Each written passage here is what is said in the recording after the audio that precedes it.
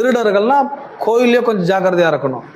கோயிலே திருடுறதுக்கு நிறைய ஆள் இருக்கிறாங்க. ஒன்று நேரத்தை திருடுறதுங்க. பிரசங்கியார்ன்ற பேர்ல மேலே போய் உட்கார்ந்து என்ன பண்றது? முதல் திருட்டு இங்கே தான் நடக்கும். ஃபர்ஸ்ட் அவங்க டைம் எல்லாம் திருடுறது. ரெண்டு, அவங்களுக்கு யூஸே இல்லாத தேவனால் அறிவு சொல்லப்படாதவைகள் அவங்களுக்கு கொண்டு போய் திணிக்கிறது.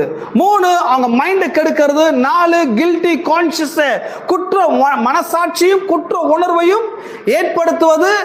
ஐந்து, கலங்கி அவங்களை பொய்யான ஒரு மார்க்கத்தில் வழிநடத்துவதுதான் சிவில் லாவா இருக்குது. தப்பான விவகாரம்.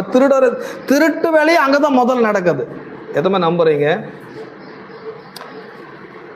ஸோ பொருளாசைக்காரர், வெறியர், உதாசீனர்னா எல்லாருமே